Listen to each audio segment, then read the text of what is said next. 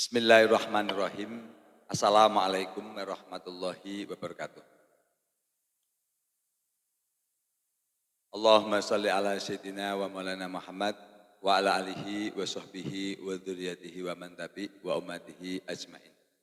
Rabbi zidni ilma warzuqni fahma, Rabbi shrah li sadri wa yassir li amri wahlul 'uqdatam min lisani yafqahu qawli. Amin ya rabbal alamin.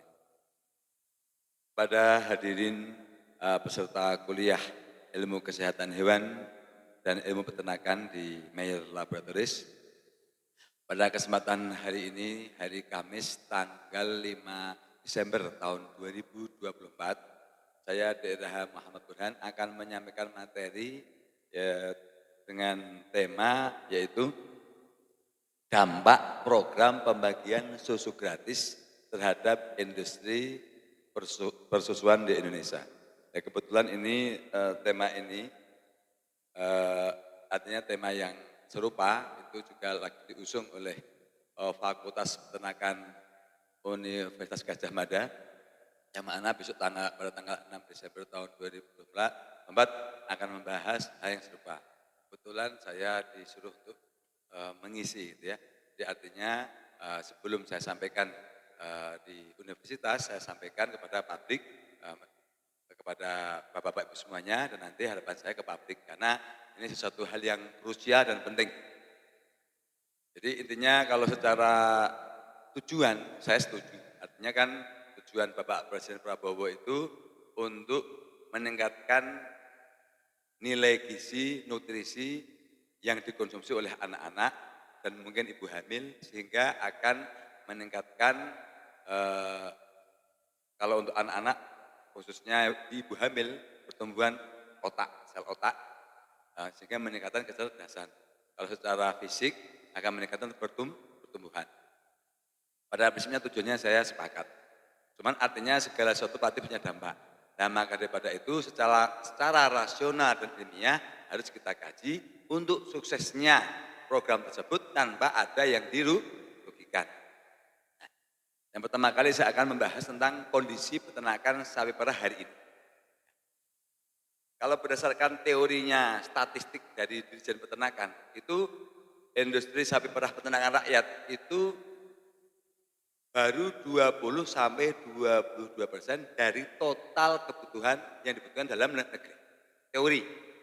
Itu baca di apapun, jadi menurut pernyataan di Dirjen itu produksi dalam negeri baru bisa mencukupi 22%. Artinya masih kurang sekitar 70% lebih, hampir 80%. Tetapi realitasnya harga susu sapi itu murah. Kemudian realitasnya adalah di bulan November, di Jawa Tengah, di Boyolali, kemudian di Jawa Timur, Pasuruan, dan di Malang, itu susu sampai dibuang. Nah, kalau secara logika, ini melawan hukum pasar. Kalau memang hanya 22%, berarti kan suplainya rendah, permintaan tinggi. Harusnya harga susu sapi ini katakanlah mahal, dan kemudian katakanlah istilahnya tidak mungkin sampai dibuang. Ini kan sebuah pertanyaan yang artinya harus diselesaikan oleh pemerintah. Ini kita harus memiliki daya kritis. Nah, kemudian berikutnya adalah harga susu sapi itu di peternak rakyat itu dari zaman dulu sampai sekarang flat, progresifnya karena kurs uang. Tapi kalau secara harga itu flat berdasarkan biaya produksi dan kurs uang. Nah, contoh waktu tahun 2002 saya masuk ke Bandung itu ya, itu harga susu sapi itu sekitar 1.400 dan sebagainya. Aqua saat itu sudah sekitar 1.500 saat itu, aqua yang besar. Nah, kemudian sampai hari ini harga susu sapi itu yang terbagus hanya sampai sekitar 7.200 sampai 7.500, yang terbagus. Nah, ini teorinya demikian. Ini yang pada saat saya kuliah dasar ilmu peternakan ya di Fakultas Peternakan UGM itu, saya lupa profesor siapa, saya lupa, almarhum. Pada untuk menghasilkan 1 liter susu itu dibutuhkan 2 kilo konsentrat. 1 kilo konsentrat itu adalah harganya rata Rp3.000. Artinya dia butuh Rp6.000. Jadi ketika katakanlah istilahnya dia laku 7.000 aja dengan kualitas bagus, itu berarti dia itu hanya terbayarkan tenaganya saja. Benar nggak? Belum hijauan, belum tenaga dan sebagainya. Itu realitasnya keadaan peternakan rakyat hari ini. Nah, kemudian keadaan industri IPS, industri pengolahan susu. Seperti Ultra, Indomelek, terus kemudian Nestle dan sebagainya. Itu kan industri, artinya kelasnya pengusaha. Itu mereka sangat maju.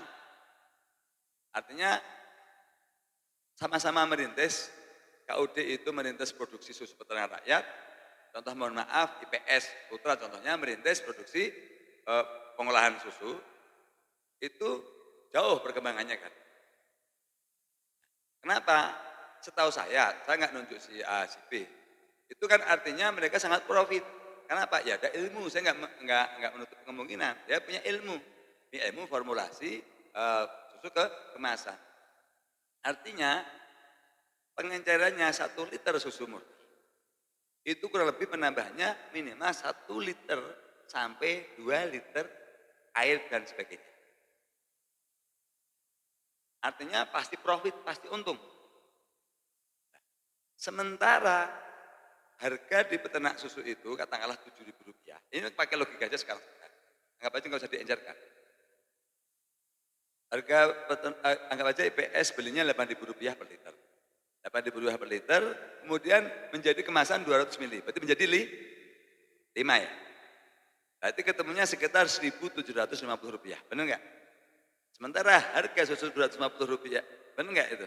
Sementara harga susu kemasan ini berapa? Contoh susu Ultra Sekat 2. Rp5.000, bayangkan. Ya, artinya 500 mili saja, 2 packing aja sudah nutup. Sisa masih untung Rp2.000. Tetapi kenapa? Kenapa justru katakanlah kondisi peternak rakyat yang justru sangat dibutuhkan untuk kehidupan IPS, justru katakanlah sangat melarat. Karena mereka semakin lama dia itu kan terpaksa. Kenapa terpaksa? Jadi tidak ada pekerjaan lain. Jadi dia melihat mereka memerah susu itu tidak ada kerjaan lain. Makanya kalau yang punya anak di generasi berikutnya sudah berkelanjutan. Contoh anaknya sekolah sudah nggak jadi peternak susu lagi. Kenapa? Ya tidak profitable, tidak masuk akal. Tapi ini pernah saya sampaikan ke pengurus KUD zaman dulu. Pak, kalau kita itu istilahnya kalau dianalogikan kita nanam singkong, jual singkong. Harusnya kan nanam singkong, jual hasil produk pengolahan singkong. Ada senteling, ada aci dan sebagainya. Ini kan enggak, ya pasti kita akan terus berat, akan benturan kepala terus. Karena tipis-tipis terus. Dan ini kan sebenarnya pakai hukum apapun tidak pernah fair. Karena sampai hari ini itu yang menentukan harga susu di peternak itu adalah IPS, bukan KUD. Logis gak? Di mana-mana mau hukum katakanlah ekonomi, mau hukum nasional, internasional apapun, atau hukum agama apalagi. Tidak ada yang namanya pembeli itu menentukan harga. Yang ada yang menentukan harga adalah seorang penjual. Dan anehnya mohon maaf, ini oknum mungkin. Artinya anehnya kan ada GKSI, ada koperasi. Nah, memang koperasi itu bagus oleh untuk kita. Tapi akhirnya kan dia tidak bertuan. Koperasi ini tidak bertuan. Jadi akhirnya pengurus-pengurus koperasi ini akhirnya kan mohon maaf, kalau mentalitasnya moralnya tidak baik, dia akhirnya kan mohon maaf kan bisa melakukan sebuah tindakan maling. Ini kata dulu almarhum profesor saya, namanya Pak Prabowo. Saya pernah suatu tempat, Mas, suatu saat yang kerja di KUD. Nah ini kebanyakan rata-rata isinya oknum maling-maling semua. Memang ya benar. Kenapa? Karena dari susu, kalau yang pengurusnya tidak benar, ini susu bisa diambil minyak, pas setor susu.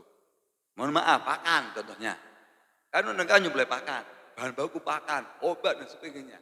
Seperti itu. Jadi artinya kondisi peternakan rakyat ini sangat berat, kasihan. Satu sisi katakanlah dia harga dipres oleh IPS, satu sisi tidak diperjuangkan kadang-kadang oleh oknum daripada koperasi itu sendiri. Ya itu kan artinya kita harus memiliki sebuah keprihatinan.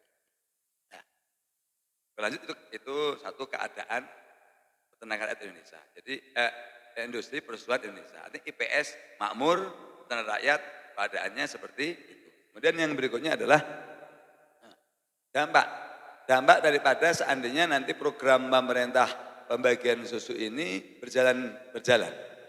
Ini sesuatu yang bisa ekstrim positif, bisa ekstrim negatif.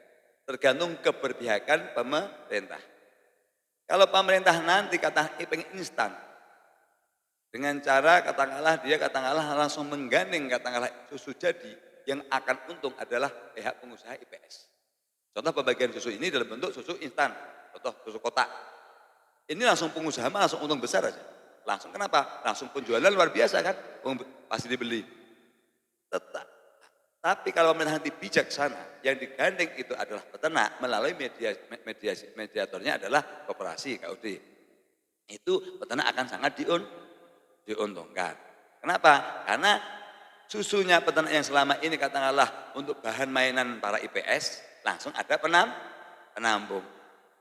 Ya logis nggak? Jadi artinya sangat diuntungkan.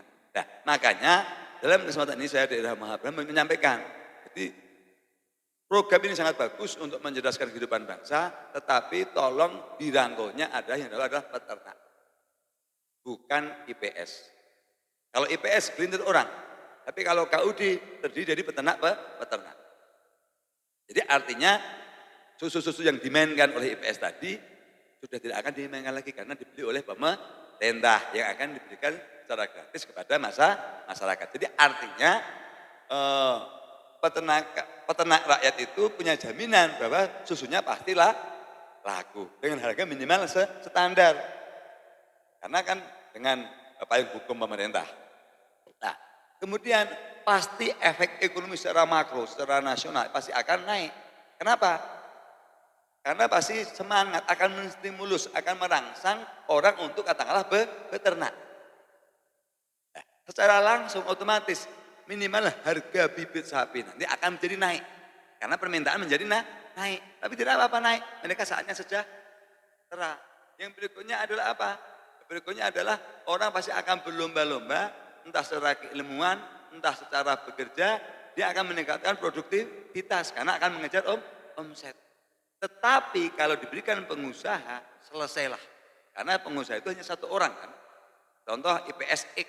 Nah, IPSX dikasih katakanlah tender untuk contoh mohon maaf ini contoh.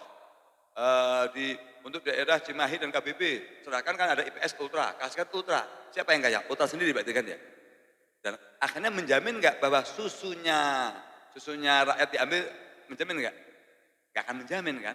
Ya, justru kalau perlu dia telah akan integrated, kalau perlu akan melihara sapi sendiri kalau perlu. Nah, berat. Makanya inilah yang akan saya perjuangkan kepada pemerintah bahwa jangan sampai salah memilih rekanan. Rekanan pilih harus kalau perlu lembaga usaha harus KUD. Yang mana KUD tadi mengayomi banyak anggota peternakan rakyat. Itu yang paling penting. Nah, jadi itu adalah dampak daripada pembagian susu gratis. Nah, secara teori saya sampaikan, susu ini memang artinya dalam artian istilahnya bagus. Kenapa bisa meningkatkan katakanlah nilai pertumbuhan daripada otak dan sebagainya. Memang kan susu itu ini secara teori ya. Nah, teori itu susu sapi, susu itu identiknya susu sapi perah ya. Tapi kambing itu kan enggak identik, jadi susu sapi perah segar. Itu komposisinya susu itu adalah 85% lebih adalah air. Air. Susu itu isinya air. Kayaknya air susu kan. Tapi ini yang produksikan Tuhan, ini sangat ideal. Kemudian total solid. Total solid itu namanya total solid padatan, total bahan kering. Ini contoh diuapkan, panas diuapkan, tinggal bahan keringnya. Bahan keringnya itu kalau susu di Indonesia ini rata antara 12 sampai 13% rata-rata. Total solid atau bahan kering. Kemudian tadi bahan kering tadi jika katakanlah istilahnya diambil lagi, dipilah-pilah lagi, lemaknya itu mengandung kurang lebih dari total susu ya, itu adalah 3%, antara 2,8 sampai 3%. Itu kadar lemaknya. Lemak. Jadi artinya 1 liter susu itu lemaknya mengandung 30, kurang lebih 30 gram lemak. Nah, kemudian protein. Intinya kalau susu intinya adalah protein. Jadi proteinnya itu kalau dari bahan kering tadi, kan dikeringkan diambil proteinnya. Itu antara 2,8 sampai maksimal 3,3% dari total 1 liter susu segar. Jadi 1 liter susu segar itu berarti mengandung protein lumayan antara 28 gram sampai 33 gram. Nah, ada yang namanya laktos. Laktos itu gula susu yang bikin manis. Eh, laktos itu adalah laktos itu kurang lebih dia juga hanya sekitar 3,8. Artinya ini bahan karbohidrat. Ini indahnya susu ini ideal sekali. Kenapa ideal? Artinya angka protein, angka lemak, angka karbohidrat ini hampir seimbang. Paham ya? Makanya memang menjadi nutrisi yang terbagus. Makanya Kanjeng Nabi Muhammad SAW juga mensunahkan orang tua minum susu. Dengan air sangat banyak sekali. Dengan air sangat banyak, artinya tingkat kelarutannya tinggi. Air tingkat absorbnya juga bagus, itu susu. Nah, jadi makanya kan totalnya per liter air susu itu jadi protein, lemak dulu, lemak kurang lebih 3%, 2,8 sampai 3%. Protein juga sama, lebih antara 2,8 sampai 3%-an itu. Gula sama, laktosnya itu juga sekitar 3,4 ya sampai kurang bisa. Itu jadi karbohidrat, protein, lemak tinggi dan mengandung mineral. Mineralnya apa yang paling banyak? Kalsium. Yang banyak mengandung kalsium. Banyak mengandung apalagi ada magnesium. Ada kalium dan sangat seimbang. Jadi kayak ini kalau Bapak Ibu pernah diinfus, namanya ringer laktat. Isinya seperti itu. Makanya kalau untuk proses penyembuhan, asal bukan diare tapi ya, kalau penyakit diare jangan. Untuk kita yang lemah dan sebagainya, itu cepat minum susu segar ini cepat mereka recovery daripada infus mending susu segar karena isinya lengkap. Yang ngalah setelah yang punya komposisi seperti itu diantaranya adalah air kelapa muda. Tapi kalau kelapa muda kan tidak mengandung nutrisi, hanya mineral. Ini kalau ini kan lengkap, lemak ada, protein ada, karbohidrat ada, kemudian mineral ada kalsium, ada magnesium, ada kalium, ada natrium, kemudian ada koper, ada koper, kemudian ada ferrum, artinya zat pembentuk sel darah merah. Jadi sangat lengkap. Jadi ini ilmu. Artinya ketika sakit itu paling bagus nutrisinya adalah susu segar. Jadi airnya banyak, jadi tidak mungkin dehidrasi, nutrisinya cukup. Itu susu. Nah, terus sebagai wawasan. Terus kenapa sekarang marak susu domba, susu kambing? Bukan domba ya, kambing. Karena kalau domba itu potong, kalau kambing itu perah. Nah, itu sebenarnya yang namanya susu itu tidak ada bedanya, hanya lebih pekat. Kalau susu kambing itu lebih pekat, kurang lebih 2 kali lipat komposisi susu sapi. Jadi kalau susu kambing itu airnya dia memang antara 80 sampai 85%. Total solidnya, artinya bahan padatnya lebih banyak. Contoh lemak. Contoh lemaknya lebih banyak. Jadi itu lemaknya dia 2 kali lipat 6,3. Itu lemaknya susu kambing. Kemudian proteinnya dia 2 kali lipat juga sama, 4,9 sampai 5. Itu 2 kali lipat daripada susu perah. Kemudian bahan kering tadi, bahan keringnya dia 15,3 kalau itu hanya 12-an. Itu intinya mah lemak, protein, sama laktos. Dia 2 kali lipat daripada susu sapi. Makanya cenderung lebih kelihatan kental. Itu hebatnya susu kambing. Nah, sama kalau mineralnya sama lebih. Gitu. Makanya rasionalnya bagaimana harganya? Ya harganya enggak mungkin 5 kali lipat. Makanya aneh kalau orang jual susu kambing sampai 3 kali lipat enggak masuk akal. Mending beli saya perah kalau saya volumenya menang. Paham nggak? Menang volume, menang menang sapi perah. Jadi daripada katakanlah saya minum katakanlah satu gelas susu kambing, ya mending 2 gelas susu sapi. Jadi artinya untuk awasan dia nanti ada masyarakat, wah susu kambing, nggak ada, sama. Tuhan menciptakan sama. Jadi susu hanya dia lebih pekat konsentrasinya. Nah, kemudian yang berikutnya itu adalah kembali lagi sedikit secara politis kembali. Jadi saya sampaikan, ini masukan saya kepada pemerintah, seandainya program pembagian susu gratis ini berjalan, ini langkah apa yang harus dilakukan? Jadi yang pertama kali langkahnya adalah pemerintah harus memprioritaskan membeli susu sapi peternakan rakyat dulu. Tidak boleh impor sebelum membeli dulu. Jangan sampai ironi, artinya nanti keburu impor itu nggak dibeli. Seperti istilahnya kita punya anak jualan susu, malah kita beli susu orang lain. Jangan sampai terjadi. Ini yang akan saya sampaikan kepada pemerintah. Jadi habisin dulu, buktikan dulu bahwa ini hanya 22%. Sampai habis. Udah habis memang katakanlah istilahnya nanti katakanlah kurang untuk pemenuhan pembagian susu gratis, baru impor secara bertahap. Impor, entah mau impor susu, entah mau impor sapi. Kalau untuk secara instan pembagian untuk dibagikan, tidak mungkin kita impor sapi karena butuh proses produksi. Ketika butuh proses produksi, berarti butuh persiapan infrastruktur, kandang, tenaga kerja, lahan, hijauan, kemudian pabrik pakan. Itu tidak mungkin kalau skala nasional ini bisa selesai akan 5 tahun. Tidak akan selesai. Tidak akan selesai 5 tahun. Jadi kalau begitu bertahap. Silakan impor. Nah, tetapi jadi impor dulu sapi, tapi tidak boleh seperti wacana 1,3. Kalau sampai tiba-tiba belanja 1,3 juta sapi, ini yang untung adalah bagian pengusaha yang dapat tender dari pengadaan itu. Nah, bertahap. Setelah katakanlah, sapi ini memang kurang, bertahap dulu sembari menyiapkan infrastruktur.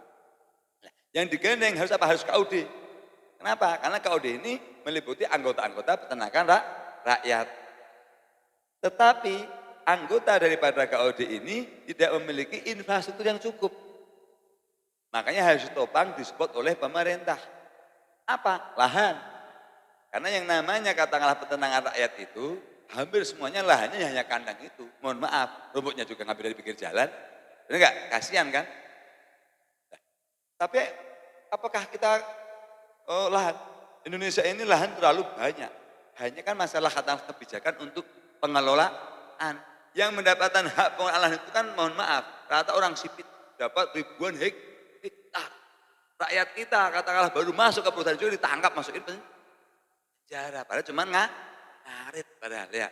Nah, sementara lahan perhutani luar biasa luasnya. Ini masukan saya, jadi nanti setelah terintegrasi pihak dinas Departemen Pertanian bersama-sama kehutanan untuk katakanlah mensupport program tersebut. Mohon maaf, tak khawatirnya hal ini juga belum terpikirkan sama mereka. Saya alhamdulillah tidak membidangi saya, tapi memikirkan. Gitu. Karena ini lahan penting, karena apa?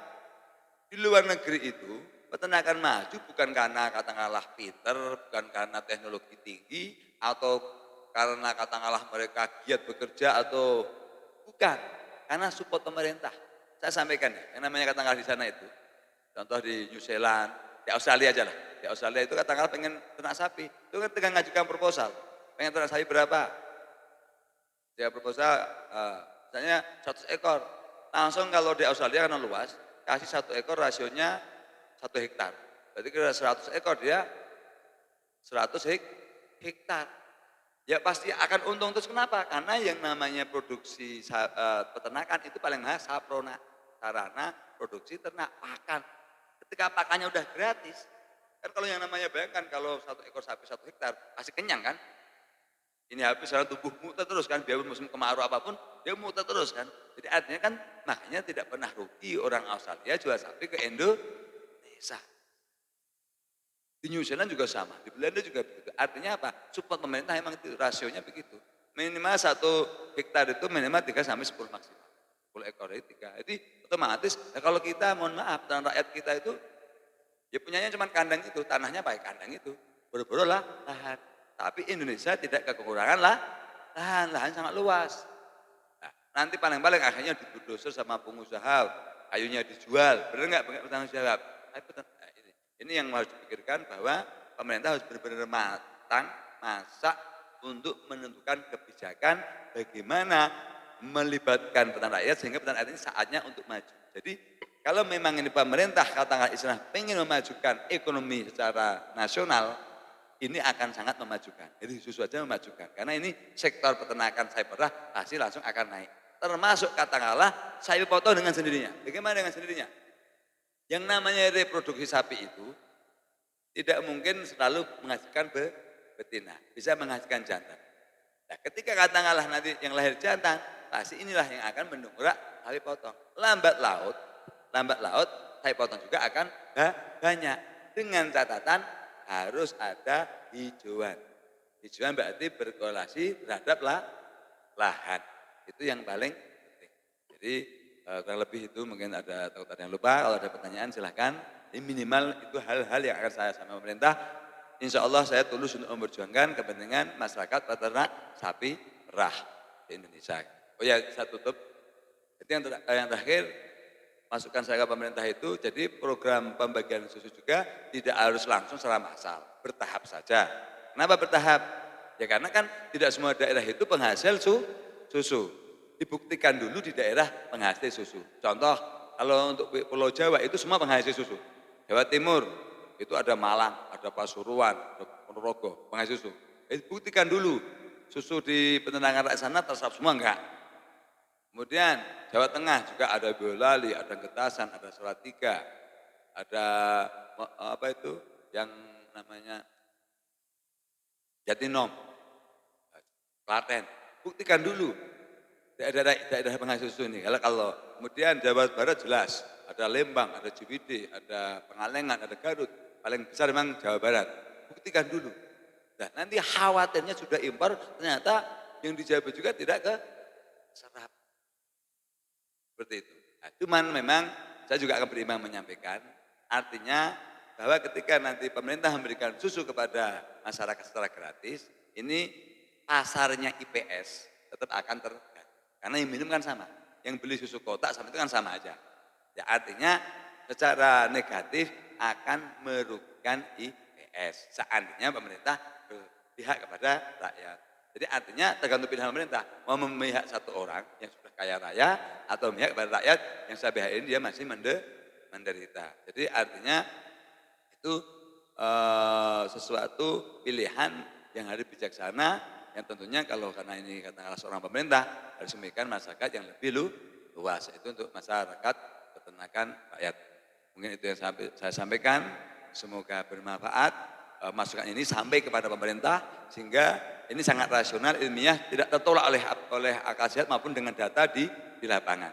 Jadi kalau itu insya Allah bermanfaat, insya Allah peternak rakyat Indonesia, khususnya sapi perah dan dengan secara tidak langsung akan juga memajukan peternak rakyat sapi potong. Terima kasih. Billahi taufiq hidayah. Wassalamualaikum warahmatullahi wabarakatuh.